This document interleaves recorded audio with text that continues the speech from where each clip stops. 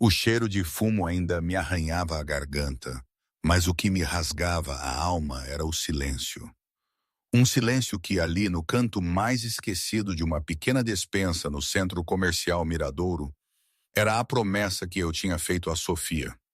Ela estava encolhida, os joelhos junto ao peito, os olhos fechados com tanta força que as lágrimas que escorriam pelo seu rosto borravam a borboleta roxa pintada, as asas de purpurina transformadas em manchas cinzentas. Abri a porta de metal pesado com um clique suave, e a força com que ela se atirou para os meus braços quase me derrubou. Pai!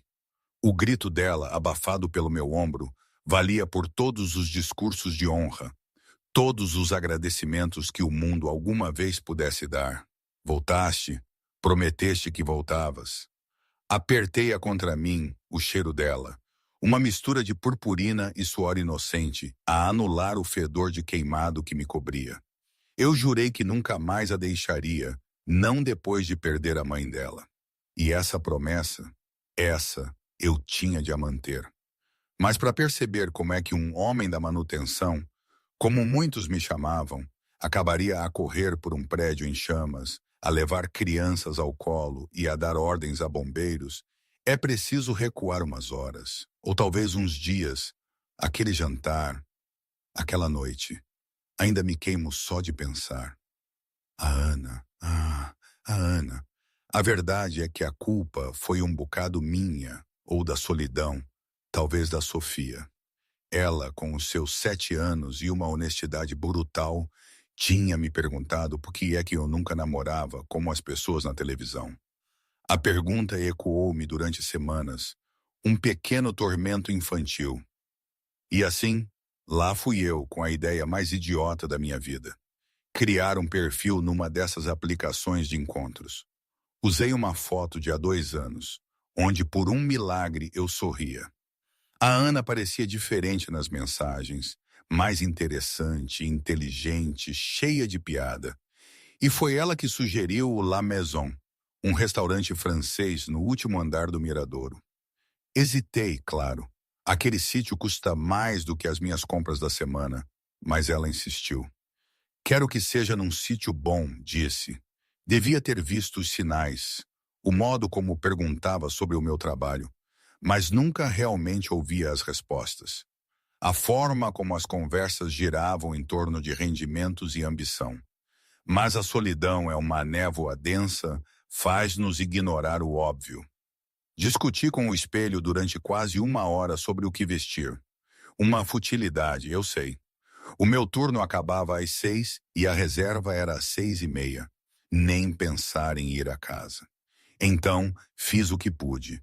Lavei as mãos e o rosto no lavatório da casa de banho da manutenção, passei os dedos molhados pelo cabelo curto e aparado e esperei que a Ana conseguisse ver para além do uniforme.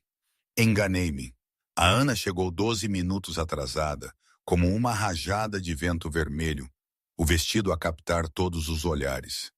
Ela era bonita, daquelas belezas de anúncio, polida, calculada, cada detalhe no lugar. Os seus olhos encontraram os meus, e por um microsegundo, a sua pose vacilou. Recuperou-se rápido, um sorriso inabalável a colar-se aos lábios enquanto caminhava até a mesa. Mas eu aprendi a ler pessoas e vi o flash de desilusão antes que ela o pudesse esconder. João. O meu nome soou como uma pergunta, uma esperança de que se tivesse enganado. Sou eu. Levantei-me para cumprimentar, um gesto de cortesia que a minha mãe me incutiu há décadas. Estás muito elegante. Ela sentou-se sem sequer reconhecer o elogio. Os olhos dela fixos no meu uniforme, na etiqueta com o nome, na mancha tênue perto da gola que eu tinha falhado na minha limpeza apressada. Disseste que trabalhavas com sistemas de edifício? Disse ela, a voz com uma ponta afiada que não existia nas nossas mensagens. E trabalho. Faço a manutenção dos sistemas elétricos e de ventilação aqui no Miradouro. És um homem da manutenção. Não foi uma pergunta. Encarei-a. Sou. O empregado apareceu, com os menus e a água. A Ana dispensou-o com um aceno, sem sequer olhar para ele. A atenção dela estava em mim, a expressão a mudar de desilusão para algo mais duro, quase raiva. No teu perfil dizia que eras de operações técnicas. E sou. Opero e mantenho sistemas técnicos. Não é a mesma coisa. A voz da Ana subiu um tom, atraindo olhares das mesas próximas. Operações técnicas soa a informática ou engenharia, não a alguém que é uma espécie de empregado de limpeza. Senti a calma familiar a invadir-me. Aquela quietude que me tinha servido bem em situações muito mais perigosas do que esta. Nunca disse ser algo que não sou. Perguntaste o que fazia e eu disse-te. Enganaste-me deliberadamente. Ela afastou-se da mesa, a cadeira a arrastar-se no chão de madeira, com um som que cortou a melodia do piano. Tens noção do quão embaraçoso isto é? Disse às minhas amigas que ia conhecer alguém interessante esta noite. O restaurante silenciou. O pianista continuou, mas a conversa nas mesas em volta tinha morrido. Senti o peso de dezenas de olhos, o julgamento silencioso de estranhos que só viam o que a Ana queria que eles vissem. Uma mulher demasiado boa para o homem comum que a tinha enganado para um encontro. Lamento que te sintas enganada, disse eu baixinho. Não foi a minha intenção. A Ana riu. Não foi um som gentil. Ecoou pelo restaurante silencioso, afiado e frágil, feito para magoar. Lamentas, devias lamentar, olha para ti. Apontou para o meu uniforme, a voz alta o suficiente para todos ouvirem. Achaste mesmo que alguém como eu ia interessar-se por alguém como tu? Um homem da manutenção nesse uniforme? Ela pegou na mala da mesa e levantou-se olhando para mim com uma expressão de teatral desgosto. Isto é honestamente patético. Tu aqui a pensar que tinhas uma hipótese. Não saio com homens que andam a arranjar sanitas. Não disse nada. Não havia nada a dizer. Já tinha enfrentado o fogo inimigo sem pestanejar. Tomei decisões que custaram vidas e salvaram outras. Enterrei a minha esposa e criei a minha filha sozinho, através de uma dor que ameaçava engolir-me por completo. As palavras cruéis de uma mulher num restaurante chique não tinham o poder de me quebrar, mas ainda assim doíam. A Ana virou-se e caminhou para a saída, os saltos a tilintar no chão num ritmo que parecia ecoar o silêncio estrondoso da sala. Perto da porta, ela passou por um homem mais velho, num fato cinzento caro, que entrava no restaurante. Era distinto, de cabelos prateados, com o porte de alguém habituado à autoridade. A Ana beijou-lhe rapidamente a bochecha, trocou algumas palavras que eu não conseguia ouvir e depois desapareceu pelas portas. O homem mais velho observou-a ir, algo ilegível na sua expressão, antes de a anfitriã o conduzir a uma mesa reservada. Fiquei sentado por um longo momento, ciente dos sussurros que começavam a circular, o divertimento mal disfarçado de estranhos que tinham assistido à minha humilhação. Um ajudante de mesa aproximou-se hesitantemente para tirar o copo de água intocado da Ana, evitando contato visual. Finalmente levantei-me. Coloquei 2 notas de 20 euros na mesa, o suficiente para cobrir uma refeição que nunca tinha pedido, e caminhei para a saída. Mantive a coluna reta, os passos medidos, a expressão neutra. Não lhes daria a satisfação de me verem apressar. Não lhes daria nada. A anfitriã observou-me sair e, por um breve momento, algo que poderia ter sido simpatia cintilou nos seus olhos. Lá fora, o ar da noite estava fresco contra o meu rosto. A cidade estendia-se lá embaixo, uma tapeçaria de luzes e movimento. Milhões de vidas a cruzar-se e a divergir em padrões complexos demais para acompanhar. Em algum lugar lá fora, a minha filha estava a terminar os trabalhos de casa no centro comunitário, à espera que eu a fosse buscar. Tirei o telemóvel e olhei para o ícone da aplicação de encontros. O meu polegar pairou sobre o ecrã. Depois, apaguei a aplicação com um único toque. Tinha tentado, tinha esperado e tinha sido lembrado da forma mais cruel possível que o mundo muitas vezes julga o uniforme antes do homem que o veste. Mas isso era falha do mundo, não minha. Voltaria a este edifício. Faria o meu trabalho. Manteria a minha dignidade. E esta noite iria para casa para a única pessoa cuja opinião realmente importava. A Sofia estava à espera. A viagem para casa foi silenciosa, apenas eu e os meus pensamentos, e o suave zumbido do motor da carrinha. Quando fui buscar a Sofia ao centro comunitário, ela imediatamente sentiu que algo estava diferente. As crianças têm um jeito de ler as pessoas que amam, uma intuição que não é obscurecida por suposições adultas. Como correu o teu encontro, pai? Perguntou ela do seu assento elevatório, observando-me no espelho retrovisor. Pensei bem na minha resposta. Nunca mentia à minha filha, mas também acreditava em protegê-la das arestas mais afiadas do mundo até que estivesse pronta para as enfrentar. Não resultou, meu amor. Ela foi má contigo? A pergunta cortou mais fundo do que eu esperava. Agarrei o volante com um pouco mais de força. Ela não era a pessoa certa para nós. Foi só isso. A Sofia ficou em silêncio por um momento, a processar a informação com a seriedade que só uma criança de 7 anos consegue. Depois acenou com a cabeça, como se tivesse chegado a uma conclusão importante. Não faz mal, pai. Não precisamos de mais ninguém de qualquer maneira. Temos um ao outro. Senti algo a soltar-se no meu peito. Uma tensão que não tinha percebido que carregava. Encontrei os olhos da minha filha no espelho e sorri. Tens razão, Sofia. Temos. Aquela noite, depois das histórias de dormir e dos cobertores aconchegados e do brilho suave da luz noturna a projetar sombras no teto, sentei-me sozinho na cozinha. A casa estava em silêncio, exceto pelos rangidos familiares e os sons de assentamento de um edifício antigo em repouso. Pensei nas palavras da Ana, no riso, nos olhares e no julgamento que carregavam. Eu podia deixar que isso me mudasse. Podia internalizar a vergonha, deixá-la infeccionar em amargura ou autodúvida. Podia acordar no dia seguinte a ver-me através dos olhos deles, vendo apenas o uniforme e as manchas de gordura e o trabalho que a sociedade considerava abaixo do respeito. Ou podia acordar no dia seguinte como o mesmo homem que sempre tinha sido. Um pai, um trabalhador, uma pessoa que mede o seu valor não pelas opiniões de estranhos, mas pelas promessas que mantém e pelas pessoas que protege.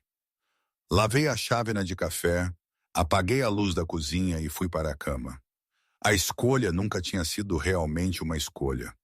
A manhã chegou com a indiferente persistência de todas as manhãs, a luz do sol a filtrar-se pelas cortinas gastas e a cair sobre o meu rosto. Às 5h45 em ponto, eu já estava lá acordado. Tinha estado acordado há 20 minutos, a olhar para o teto e a rever o dia que se avizinhava. O evento infantil no Miradouro começava às 2h da tarde. A Sofia tinha preparado o seu vestido roxo favorito na noite anterior, aquele com pequenas flores brancas na bainha que a mãe dela lhe comprara durante os últimos bons meses antes do diagnóstico. Eu nunca lhe disse que ver aquele vestido por vezes me fazia doer o peito. Algumas coisas uma criança de 7 anos não precisava de carregar. Completei a minha rotina matinal com precisão mecânica. 50 flexões, 50 abdominais, um duche de exatamente 4 minutos. Às 6h30, eu estava vestido com o meu uniforme cinzento, o nome Silva, bordado em letras azuis limpas sobre o meu coração. A Sofia ainda dormia quando fui espreitá-la. Uma pequena mão enrolada debaixo do queixo, as madeixas escuras espalhadas na almofada como uma auréola. Beijei-lhe a testa suavemente e deixei um bilhete na mesa da cozinha, a lembrar-lhe que a dona Helena, da casa ao lado, a levaria ao centro comunitário naquela manhã e que eu a iria buscar a 1h30 para o evento.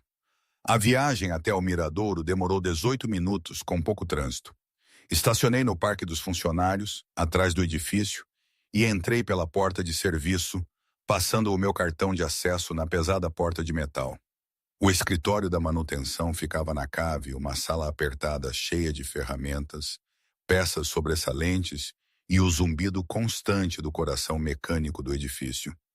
O Pedro já lá estava, debruçado sobre uma prancheta, com uma chávena de café que já estava fria há muito tempo. Bom dia, disse eu, procurando o meu cinto de ferramentas. O Pedro olhou para cima, e algo na sua expressão fez o meu estômago apertar. Era o olhar de alguém que sabia um segredo que não tinha a certeza se devia partilhar. Soube que tiveste uma noite interessante, disse o Pedro, com cuidado. Eu não disse nada. Apertei o meu cinto de ferramentas e verifiquei as ordens de serviço afixadas no quadro. Olha, meu! O Pedro pousou a prancheta. Um dos empregados do La Maison está a namorar com a minha irmã. As notícias espalham-se num edifício deste tamanho. Só queria dizer, por tudo o que vale, que essa mulher parece ser uma pessoa bastante complicada. Agradeço-te. Estás bem? Peguei na primeira ordem de serviço do quadro. Termóstato avariado no terceiro andar, ala leste. Estou bem, Pedro. Apenas mais um dia. Mas não era apenas mais um dia e ambos sabíamos disso. Enquanto me dirigia pelos corredores de serviço para os elevadores principais, senti o peso de olhares curiosos. Um segurança que eu conhecia há 2 anos de repente achou o chão muito interessante. Enquanto eu passava, 2 mulheres do escritório administrativo sussurravam uma para a outra, os olhos a seguir-me com interesse mal disfarçado. A história tinha se espalhado durante a noite, mutando e crescendo na recontagem, como as histórias sempre fazem. Eu só conseguia imaginar a versão a circular pelo edifício. O homem da manutenção que tinha tentado namorar acima da sua condição. O tolo em uniforme de trabalho que pensou ter uma hipótese com uma mulher bonita. A humilhação pública que tinha proporcionado entretenimento a dezenas de clientes ricos. Continuei a andar. Já tinha sobrevivido a coisas piores do que a fofoca. A manhã passou num borrão de tarefas de rotina. Eu arranjei o termóstato, substituí uma secção de gesso cartonado danificado numa arrecadação e respondi a 3 reclamações separadas sobre unidades de ar-condicionado que estavam demasiado frias.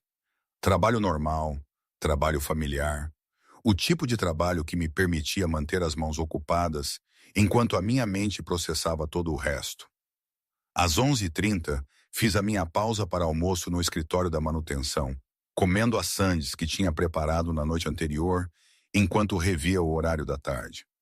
O evento infantil ocuparia a maior parte do átrio central do resto do chão, o que significava um aumento do tráfego de pessoas e uma maior probabilidade de algo avariar ou funcionar mal no pior momento possível. Abri o software de monitorização dos sistemas do edifício no velho computador de secretária que o Pedro guardava no canto.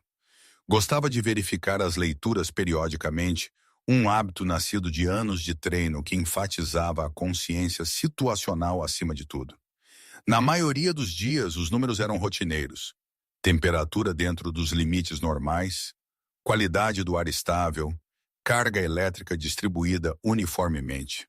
Hoje algo chamou a minha atenção. As leituras de ventilação do último andar, especificamente da secção do restaurante, mostravam pequenas irregularidades. O sistema de exaustão estava a funcionar ligeiramente abaixo da eficiência ótima, e um dos sensores de fumo tinha reportado um sinal de falha intermitente 3 vezes na última semana. Individualmente, nenhuma dessas questões levantaria alarmes. Juntas, formavam um padrão que me fez eriçar os pelos da nuca. Fiz uma nota para verificar isso depois de ir buscar a Sofia. O evento infantil era a prioridade agora. À 1h15, registrei a minha saída para o almoço e conduzi até o centro comunitário. A Sofia estava à espera na entrada, saltitando nos calcanhares com uma excitação mal contida, o seu vestido roxo brilhante contra os degraus de betão cinzento. Pai, correu para mim no momento em que saí da carrinha, envolvendo os braços na minha cintura com toda a força do entusiasmo de uma criança de 7 anos. Pronta para o grande evento? Perguntei, levantando-a nos meus braços. Vou pintar a cara de borboleta. Uma borboleta roxa com brilhos. Parece perfeito. Chegamos de volta ao miradouro pouco antes das 2. O átrio do Rés do Chão tinha sido transformado num país das maravilhas de cor e barulho, com arcos de balões a emoldurar estações de atividades, cabines de pintura facial, um pequeno palco onde o mágico estava a montar o seu equipamento e mesas carregadas de cupcakes e pacotes de sumo. O riso das crianças ecoava no alto teto de vidro, misturando-se com a música animada que saía dos altifalantes temporários. Encontrei um banco perto da estação de pintura facial e sentei a Sofia na fila, que já serpenteava em torno de 2 pilares de balões. Ela agarrava a minha mão, dividida entre a excitação e o nervosismo que sempre vinha com novas situações. Vais estar mesmo aqui, pai? Não vou a lado nenhum, meu amor. Vou estar a ver o tempo todo. Ela sorriu, aquele sorriso desdentado que fazia todo o resto no mundo desaparecer na insignificância, e virou-se para observar o artista a trabalhar na criança à sua frente. Eu recostei-me no banco e deixei-me respirar. O primeiro sinal de problema surgiu às 2h47.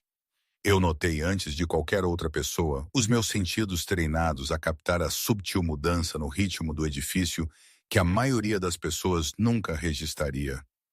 O ar que vinha pelas condutas tinha mudado, carregando um tom fraco que não pertencia a um espaço cheio de crianças e cupcakes. Era quase imperceptível.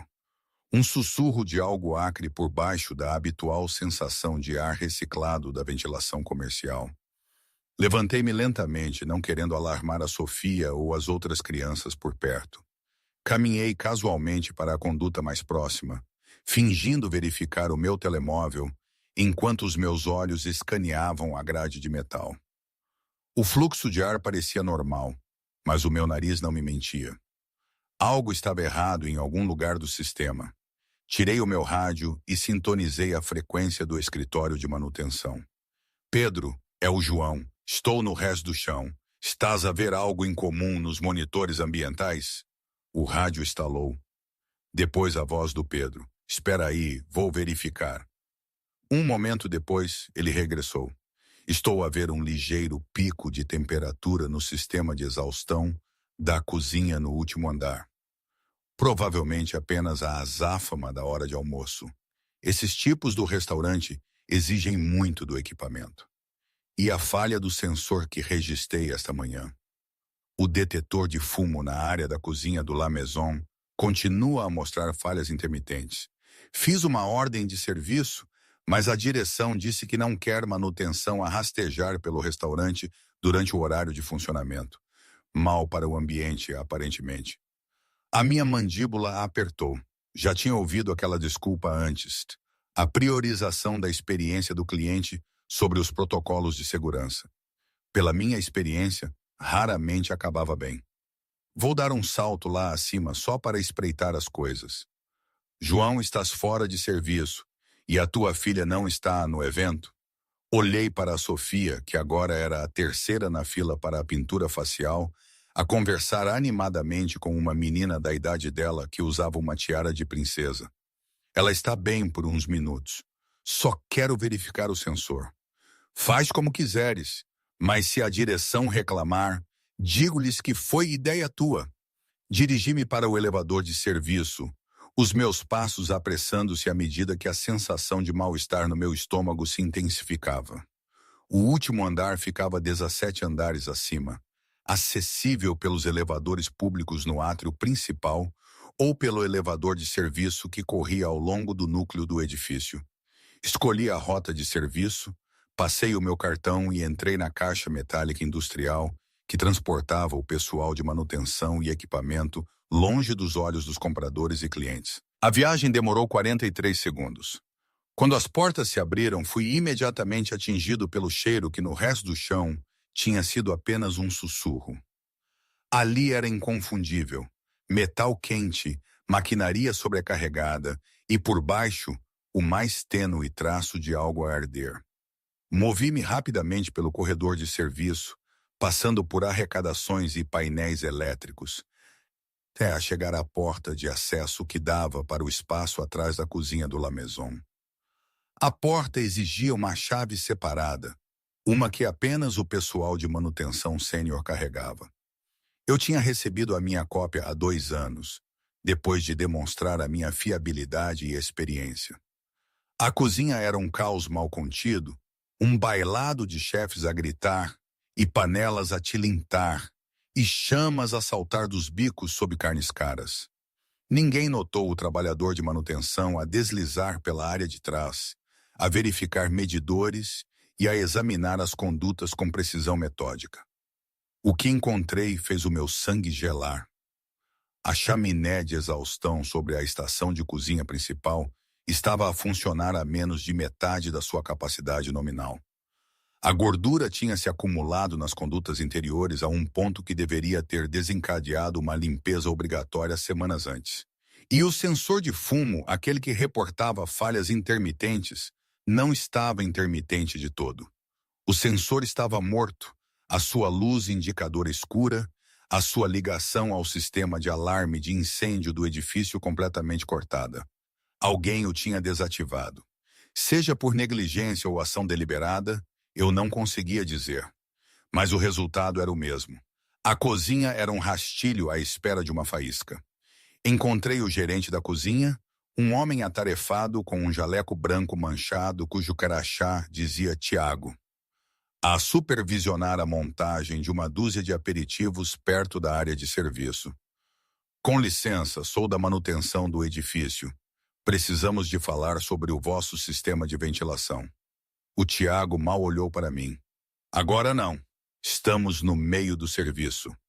A vossa chaminé de exaustão está a operar a menos de 50% da capacidade.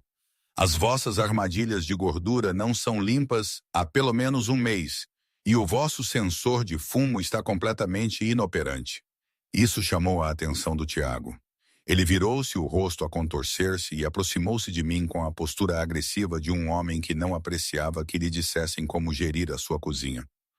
Ouve lá, amigo. Não sei quem pensas que és, mas eu estou a gerir cozinhas há 20 anos. Tudo aqui está em conformidade. Passamos a nossa última inspeção com distinção. Quando foi essa inspeção? Há 3 meses. Não que te diga a respeito. Muita coisa pode mudar em 3 meses, especialmente quando o equipamento não é devidamente mantido. Os olhos do Tiago semicerraram-se. Tu és aquele tipo, não és? Aquele que foi dispensado na mesa ontem à noite? Um sorriso cruel espalhou-se pelo seu rosto. Sim, todo o staff andava a falar disso. O homem da manutenção que achava que podia jogar nas grandes ligas. Sentia a calma familiar a invadir-me. O gelo que se formava nas minhas veias quando a emoção se tornava uma desvantagem. A minha vida pessoal não é relevante para as questões de segurança que estou a reportar. Não há questões de segurança. Agora sai da minha cozinha antes que chame a segurança. Vou apresentar um relatório formal à direção do edifício. Esta cozinha precisa de ser fechada até que o sistema de exaustão seja reparado e os sensores substituídos. O Tiago riu, uma gargalhada áspera que atraiu a atenção do pessoal próximo. Boa sorte com isso. Achas que a direção vai fechar o restaurante mais lucrativo do edifício com a palavra de um tipo que arranja sanitas? A ver se te ligas. Ele virou-me as costas, a dispensar-me por completo. Fiquei ali por um momento, a calcular as minhas opções. Podia escalar ao Pedro, mas o Pedro não tinha autoridade sobre as operações do restaurante. Podia tentar contactar diretamente a direção do edifício, mas a gerente da propriedade, uma mulher chamada Patrícia Correia, era notoriamente protetora da fonte de rendimento do La Maison. Sem provas imediatas de perigo iminente, os meus avisos seriam arquivados e esquecidos. Eu já tinha visto este padrão antes, noutra vida. Noutro contexto, avisos ignorados, protocolos contornados, a lenta acumulação de pequenas falhas que eventualmente culminavam em catástrofe. Voltei ao rés do chão, a minha mente a percorrer contingências. O evento infantil duraria até às 6 da tarde. A Sofia ainda estava na cabine de pintura facial, agora com uma elaborada borboleta roxa nas bochechas, completa com purpurina que apanhava a luz como diamantes espalhados. Pai, olha, correu para mim, rodopiando para mostrar a obra de arte. Não é linda? É a borboleta mais linda que alguma vez vi, disse eu, e era mesmo verdade. Verifiquei o relógio. 2h58. O serviço da tarde no La Maison continuaria por pelo menos mais 2 horas, com o serviço de jantar a intensificar-se por volta das 5. Se algo fosse correr mal, aconteceria durante a carga máxima. Quando o equipamento da cozinha estivesse a funcionar com capacidade máxima e o restaurante estivesse cheio de clientes. Tomei uma decisão. Ficaria por perto. Monitorizaria a situação e, se os meus instintos se provassem corretos, estaria pronto. Sofia, preciso que fiques aqui no evento. Não te afastes, ok? Se precisares de mim, diz a um dos membros do staff com crachás amarelos que o teu pai trabalha na manutenção e que devem ligar-me pelo rádio. A Sofia acenou solenemente, sentindo a mudança no tom do pai. Algo está errado. Ajoelhei-me ao nível dela, encontrando os seus olhos com um olhar firme. Só preciso de ficar de olho em algumas coisas no edifício. É o meu trabalho. Tu entendes, não entendes? Tu mantens as pessoas seguras, disse a Sofia. É isso que tu fazes. Sorri, o meu coração a inchar de orgulho. Isso mesmo, meu amor. É exatamente isso que eu faço. Pausa para a reflexão. Isto tudo, quando penso agora, é um misto de absurdo e tragédia. Quer dizer, um prédio inteiro, centenas de vidas, tudo a um sopro de desabar porque um sensor foi desativado e uns gestores preocupam-se mais com o ambiente de um restaurante chique do que com a segurança. Parece coisa de filme, não parece? Mas no fundo a vida é assim. É feita destas pequenas decisões, destas negligências, destes egos. E de pessoas como eu, que por acaso estavam lá, na hora errada, ou na certa, dependendo do ponto de vista. A maior parte das pessoas que estava ali não fazia a mais pálida ideia dos fios, dos tubos, dos alarmes que mantinham tudo em pé. Para eles, era só um sítio para comprar coisas, comer, viver. Para mim, era uma rede complexa, um organismo vivo, e quando um órgão começava a falhar, bem, as consequências eram mais do que um prato caro estragado. Não sei se isso faz sentido para vocês, mas era a minha realidade. De volta à história. O incêndio começou às 3h22 da tarde. Mais tarde, os investigadores reconstituiriam a sequência exata dos acontecimentos. Um incêndio de gordura deflagrou na linha principal de cozinha, quando uma panela sobreaquecida incendiou resíduos acumulados na chaminé de exaustão avariada. Em circunstâncias normais, o sistema de supressão teria ativado em segundos, sufocando as chamas antes que pudessem alastrar. Mas os sensores estavam mortos, o alarme silencioso. E quando alguém se apercebeu do perigo, o fogo já tinha saltado para as condutas carregadas de gordura. Sentiu antes de o ver, uma vibração no ar, uma subtil mudança de pressão que me fez estalar os ouvidos. Depois, os gritos começaram.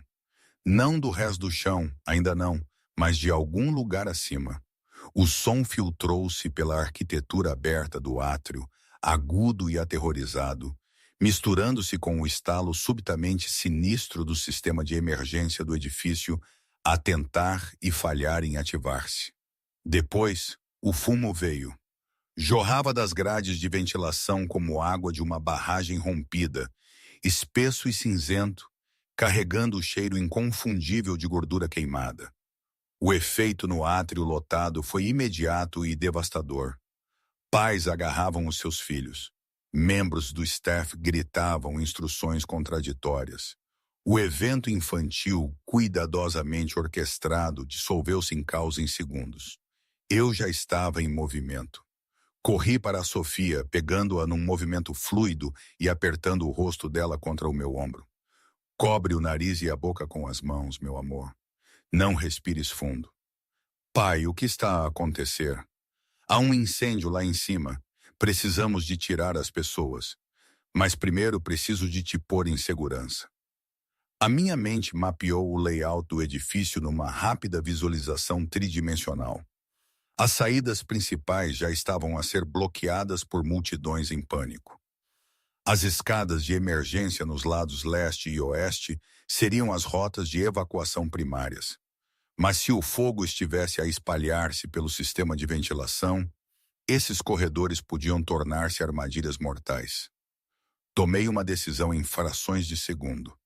Levei a Sofia para o corredor de manutenção atrás do escritório de segurança, uma rota que sabia que estaria desimpedida porque quase ninguém mais sabia da sua existência. Passei o meu cartão e empurrei a porta pesada, entrando no espaço fresco e escuro que corria paralelo às áreas públicas. Ouve-me com atenção, disse eu, pousando a Sofia num pequeno armário de arrumos perto da sala de descanso dos funcionários. Vais ficar aqui. Esta sala é segura. As paredes são de betão e o ar vem de um sistema separado. Vou fechar a porta e não a vais abrir para ninguém, exceto para mim, entendes? Lágrimas escorriam pelo rosto da Sofia, abrindo sulcos através do brilho da sua pintura facial de borboleta. Não me deixes, pai. O meu coração partiu-se, mas a minha voz manteve-se firme. Tenho de ajudar as pessoas lá em cima. Há crianças lá, Sofia, filhos de outros pais. Não posso deixá-los magoar-se quando eu sei como ajudar. Mas e se te acontecer alguma coisa? Agarrei o rosto dela nas minhas mãos, olhando diretamente para os seus olhos. Nada me vai acontecer. Prometo. Já fiz isto antes, meu amor. Há muito tempo, antes de tu nasceres, fui treinado exatamente para este tipo de situação. Confia em mim. A Sofia fungou, o seu pequeno corpo a tremer. Prometes que vais voltar? Prometo. Beijei-lhe a testa, sentindo o sal das suas lágrimas. Depois fechei a porta do armário de arrumos com um clique suave. Testei a maçaneta, certificando-me de que estava segura. Depois virei-me e corri. O sistema de supressão de incêndios do edifício já devia ter ativado, inundando as áreas afetadas com água e produtos químicos retardadores de fogo. Não tinha. Consegui ouvir o uivo distante dos carros de bombeiros a aproximar-se, mas eles ainda estavam a minutos de distância, e minutos eram uma vida quando o fumo estava a encher um edifício de 17 andares. Cheguei ao elevador de serviço e encontrei-o bloqueado. Os protocolos de emergência finalmente a entrar em ação para evitar a propagação do fogo pelo poço do elevador. Bom para a contenção, mal para alcançar as pessoas presas lá em cima. Peguei nas escadas. Subi 17 andares em menos de 4 minutos. Os meus pulmões a arder, as minhas pernas a gritar.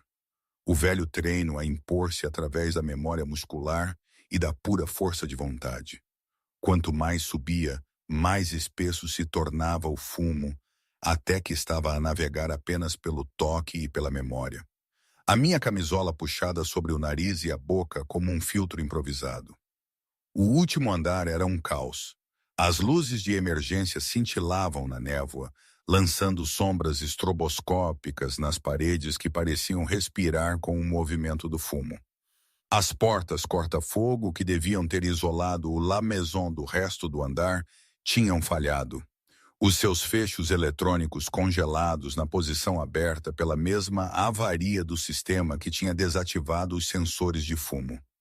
Através da confusão, consegui ver vultos, pessoas a tropeçar, a chorar, a rastejar de gatas, a tentar encontrar ar respirável. E algures nesse pesadelo o som de uma criança a gritar. Avancei para o fumo. Não havia direção aqui, nenhum sistema a funcionar, ninguém no comando. Havia apenas eu. A criança a gritar estava perto da escada de emergência. Um menino não mais de 5 anos, separado dos pais no caos. Encontrei-o agachado debaixo de um banco decorativo, o seu pequeno corpo a tremer com soluços, os pulmões a encher-se de fumo que o mataria muito antes de qualquer chama alguma vez o pudesse alcançar. Ajoelhei-me e peguei no menino nos meus braços. Tenho-te. Fecha os olhos e agarra-te com força. Movi-me pelo fumo com a precisão de alguém que tinha navegado em condições muito piores. O meu mapa mental do edifício guiava a cada passo, levando-me para longe das zonas de ventilação comprometidas, em direção a bolsas de ar mais limpo. O menino agarrava-se ao meu pescoço, o rosto enterrado no meu ombro. A escada oeste era o meu alvo. Ao contrário do lado leste, que passava diretamente pela cozinha do restaurante, as escadas oeste estavam separadas da origem do incêndio por paredes de betão e portas corta-fogo de aço. Se essas portas estivessem a funcionar, a escada ainda estaria desimpedida. Cheguei ao ponto de acesso e senti uma onda de alívio. A porta estava fechada, a luz de emergência por cima a brilhar num verde constante. Empurrei e fui recebido com ar respirável. O fumo contido pela compartimentação do edifício finalmente a fazer o seu trabalho. Levei o menino por 3 lances de escada antes de encontrar um grupo de bombeiros a subir lá de baixo. Há uma criança aqui, disse eu, transferindo o menino para o bombeiro mais próximo. Inalação de fumo, mas está consciente. Há mais pessoas presas no 17º andar. As portas corta-fogo do lado leste falharam. Os fechos eletrônicos ficaram abertos. O bombeiro estudou-me com olhos perspicazes, observando o uniforme de manutenção, o rosto manchado de fuligem, a calma autoridade na minha voz. Quem és tu? Manutenção do edifício? Eu conheço todos os sistemas nesta estrutura. O principal sistema de supressão de incêndios falhou porque o conjunto de sensores na cozinha do restaurante foi desativado. É preciso acionar manualmente o sistema de reserva a partir da sala de máquinas no 16º andar. Mostra-nos. Eu levei-os de volta, os meus pulmões a protestar, mas as minhas pernas ainda fortes. A sala de máquinas era acessível através de um corredor de serviço que corria paralelo ao corredor principal, uma rota que os mantinha longe do pior do fumo. Lá dentro, naveguei até o painel de controlo de supressão de incêndios e comecei a sequência de anulação manual. Isto vai inundar o 17º andar com agente supressor, expliquei, enquanto os meus dedos se moviam pelos interruptores e válvulas. Devia ter acontecido automaticamente. Alguém desligou o relé de disparo. A chefe de equipa dos bombeiros, uma mulher com divisas de capitão no capacete, observava-me trabalhar. És militar? Não respondi. Terminei a sequência e recuei enquanto o sistema rugia, bombeando produtos químicos, retardadores de fogo através da rede de emergência do edifício. O 17º andar está a limpar. Uma voz estalou no rádio da capitã. Repito, supressão ativa. Estamos a tirar as pessoas. Eu já estava a mover-me para a porta. Há uma sala de jantar privada na parte de trás do restaurante. Tem um sistema de ventilação separado, o que significa que ainda pode ter ar respirável, mas também significa que quem estiver lá dentro pode não perceber o quão graves estão as coisas na área principal. Alguém precisa de verificar. Nós tratamos disso, disse a capitã. Não. A minha voz carregava uma ponta que a fez parar a meio do passo. Eu sei exatamente onde fica. Consigo lá chegar mais rápido. Não esperei por permissão. A sala de jantar privada ficava atrás da área de estar principal do La Maison, acessível por uma porta disfarçada para parecer parte do painel decorativo da parede. Eu tinha feito a manutenção da sua unidade de controlo de climatização, dedicada 2 vezes no último ano. Sabia que a sala era frequentemente usada para hóspedes de alto perfil que valorizavam a privacidade em detrimento das vistas panorâmicas oferecidas pelo restaurante principal. O fumo na área de jantar principal estava mais rarefeito agora, o sistema de supressão a fazer o seu trabalho, mas a visibilidade ainda era fraca. e o ar permanecia perigoso. Puxei a camisola mais para cima do nariz e avancei, navegando pela memória e pelas luzes de emergência que cintilavam através da névoa. Encontrei a porta escondida e puxei-a. Lá dentro, o ar estava mais limpo, o sistema de ventilação separado tendo protegido o pequeno espaço do pior do fumo. Mas a sala não estava vazia. 3 pessoas estavam agachadas junto à parede de trás. Um casal idoso, a mulher a agarrar o braço do marido com medo de nós, e de pé, afastada deles, o seu vestido vermelho agora desgrenhado, o cabelo perfeitamente penteado em desalinho, a máscara borrada nas bochechas, estava a Ana. Ela olhou para cima quando eu entrei, e a sua expressão passou por reconhecimento, choque e algo que poderia ter sido vergonha no espaço de um único batimento cardíaco. Tu, ela respirou. Do ponto de vista da Ana, Mara no original, eu pensei que íamos morrer ali. O cheiro, os gritos vindos de fora da sala. Tínhamos vindo para um jantar tranquilo, eu e os meus pais, ou para o que eles pensavam que seria um jantar tranquilo. Para mim, era uma fuga, uma desculpa para não pensar na noite anterior. Onde é que fui com a cabeça, sinceramente? O meu pai estava ali, e eu estava a tentar esquecer um encontro ridículo. Não era só embaraçoso, era um sinal de que eu estava desesperada, de que as minhas expectativas estavam desajustadas. E agora, presas nesta sala privada, que parecia mais um túmulo chique, o fumo espreitava pelas frestas. Eu estava em pânico.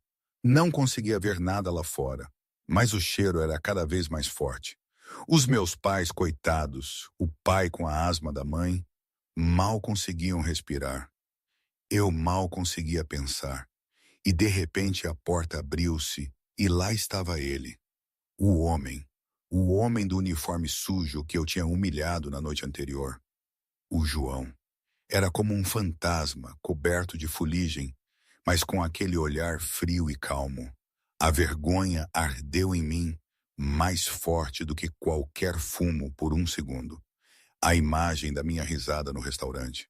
A minha voz a dizer aquelas coisas horríveis. Eu queria fugir, queria desaparecer. E ele ali. Que ironia do destino tão cruel. O que é que ele ia fazer? Ignorar-me? Deixar-nos? Era o que eu merecia. Mas ele não disse nada. Não havia julgamento nos olhos dele. Apenas urgência. E de alguma forma isso foi pior. Ou melhor, eu não sei. Só sei que a voz dele, mandona, mas firme, fez-me mover. Ele não me chamou de patética de volta. Ele não me lembrou da noite passada.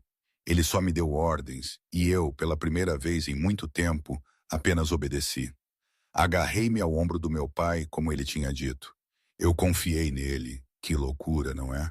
Depois de tudo, confiei no homem que eu própria tinha achincalhado. Fim da perspectiva da Ana. Precisamos de nos mover, disse eu, a minha voz sem emoção, sem acusação, nada além de urgência profissional. O sistema de supressão está ativo, mas a integridade estrutural desta sessão não foi avaliada. Sigam-me. Mantenham-se agachados, não falem. O idoso lutou para se levantar, a sua respiração ofegante. A minha esposa tem asma. Ela não aguenta o fumo. Avaliei a situação instantaneamente.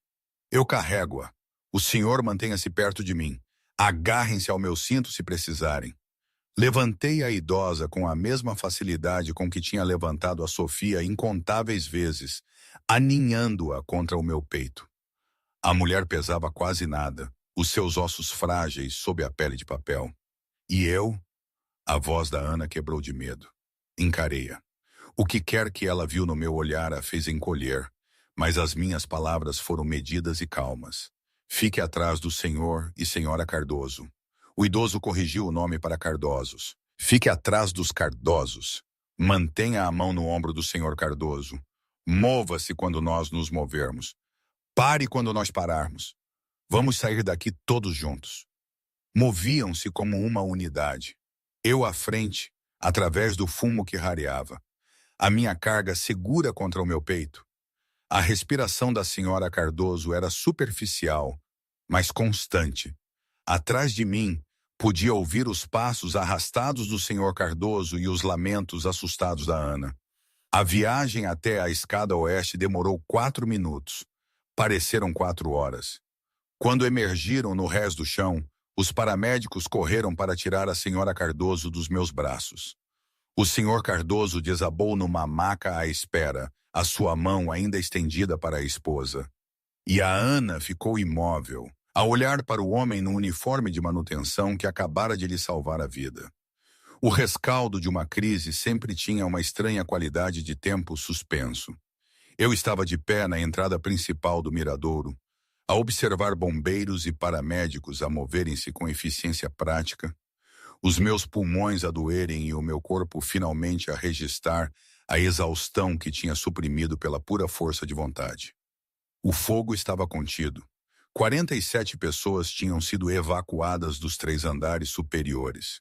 12 precisavam de tratamento para inalação de fumo. Nenhuma estava em estado crítico. Ninguém tinha morrido. Eu já tinha escapado dos bombeiros que queriam interrogar-me mais. O meu único pensamento focado no armário de arrumos na cave onde a minha filha esperava. Estava a meio caminho da entrada de serviço quando uma voz me parou. Tu aí? Manutenção. Virei-me para encontrar o homem de cabelos prateados do restaurante da noite anterior. Aquele que a Ana tinha beijado na bochecha quando partiu. De perto, o seu porte era inconfundível. A coluna reta, os ombros quadrados, o modo como os seus olhos avaliavam ameaças e bens com um único olhar. Este era um homem que tinha comandado os soldados. Senhor, disse eu, a palavra saindo automaticamente. O homem aproximou-se, o seu caro fato cinzento, agora coberto de cinzas, os seus traços distintos numa expressão que eu não conseguia ler. O meu nome é Coronel Roberto Diniz, reformado. Aquela mulher que acabou de tirar do edifício é a minha esposa há 43 anos. A mulher mais nova é a minha filha. Não disse nada. O Coronel Diniz estudou-me com o olhar penetrante de alguém que tinha passado décadas a avaliar homens sob pressão. Os bombeiros disseram-me o que fizeste. A anulação manual, o conjunto de sensores, a rota pelos corredores de serviço. A sua voz baixou. Também me disseram que te moveste por aquele fumo como alguém que já o tinha feito antes. Como alguém com um treino que vai muito além de arranjar aparelhos de ar-condicionado. Eu só estava a fazer o meu trabalho, senhor. Não. A voz do coronel carregava certeza absoluta. Estavas a fazer o que foste treinado para fazer, o que nasceste para fazer. Ele deu mais um passo. Que unidade! A pergunta pairou no ar fumarento entre nós. Senti o peso dos anos a oprimir-me, as memórias que tinha enterrado a arranhar a superfície. 3º Batalhão de Rangers, disse eu baixinho. 8 anos, 3 missões. O coronel Diniz acenou lentamente com a cabeça, como se eu tivesse confirmado algo que ele já suspeitava. Depois, com uma formalidade que parecia transformar o caos à nossa volta em algo sagrado, o coronel recuou, endireitou-se em atenção total e levantou a mão direita numa saudação militar nítida. Sargento Silva, disse ele, a sua voz a ecoar pela calçada lotada. Obrigado por salvar a minha família. Senti algo a mover-se no meu peito. Retribuí a saudação com a memória muscular de 1000 repetições, a minha forma perfeita apesar dos anos desde a última vez que vestira o uniforme. À nossa volta, as pessoas tinham parado para observar. Bombeiros, paramédicos, evacuados embrulhados em cobertores de choque. E de pé, afastada de todos, a Ana, o rosto pálido, os olhos arregalados com uma compreensão nascente que parecia despojar tudo o que ela pensava que sabia. O coronel baixou a mão. O que precisar, um emprego, dinheiro, uma recomendação, é só pedir, e é seu. Eu baixei a minha própria mão e sacudi a cabeça. Agradeço, senhor, mas eu já tenho tudo o que preciso. E o que é isso? Olhei para além do coronel, para a entrada de serviço que dava para a cave, para o armário de arrumos, para a menina de 7 anos com uma borboleta pintada no rosto, que esperava que o pai cumprisse a sua promessa. A minha filha, disse eu, ela está à espera de mim. Encontrei a Sofia exatamente onde a tinha deixado, encolhida no canto do armário de arrumos, com os joelhos junto ao peito e os olhos apertados. Quando a porta abriu, ela atirou-se para os meus braços com uma força que quase me fez cair para trás. Pai! Ela chorava, as suas lágrimas a empapar a minha camisola manchada de fumo. Tu voltaste, prometeste, e voltaste. Agarrei-a mais apertado do que alguma vez agarrei algo na minha vida. Eu voltarei sempre, Sofia. Sempre. Ficaram assim por um longo momento, pai e filha. O caos do mundo contido pelo simples ato de se agarrarem. Quando a Sofia finalmente se afastou, a pintura de borboleta estava borrada e os seus olhos vermelhos. Mas ela sorria. Salvaste pessoas, pai. Salvei. Eu sabia que sim. Ela disse-o com a certeza absoluta que só as crianças possuem, a fé inabalável no pai que nunca a desiludira. Eu levei-a para fora do edifício pela entrada de serviço, longe das câmaras e das multidões e das perguntas que eu não tinha interesse em responder. A minha carrinha ainda estava no parque dos funcionários, intocada pelo caos que tinha consumido o resto do dia. Enquanto prendia a Sofia no seu assento elevatório, uma figura aproximou-se das sombras. A Ana estava a poucos metros, o seu vestido vermelho arruinado, a maquilhagem destruída, a sua armadura de beleza e confiança despojada para revelar algo cru e incerto por baixo. Eu não sei o que dizer, ela conseguiu proferir. Olhei para ela por um longo momento. Pensei no riso no restaurante, nas palavras cruéis, na humilhação pública projetada para ferir. Pensei no medo nos olhos dela quando a encontrei naquela sala de jantar privada e na forma como ela me tinha seguido sem questionar através do fumo. Não tens de dizer nada, disse eu finalmente. Cuida-te, Ana. Entrei no lugar do condutor e liguei o motor. No espelho retrovisor, observei a Ana a ficar de pé sozinha no parque de estacionamento, cada vez mais pequena enquanto eu me afastava. A Sofia ficou calada nos primeiros minutos da viagem, a processar tudo à sua maneira de 7 anos. Depois falou, a sua voz pequena, mas firme. Pai, aquela senhora do teu encontro. Ela estava lá, não estava? Estava. Tu salvaste-a a ela também? Lancei um olhar à minha filha no espelho, vendo os olhos da minha esposa a olharem para mim, cheios de confiança e amor, e algo que podia ter sido orgulho. Sim, meu amor, salvei-a a ela também. A Sofia acenou com a cabeça, satisfeita com a resposta. É porque tu és uma boa pessoa, pai.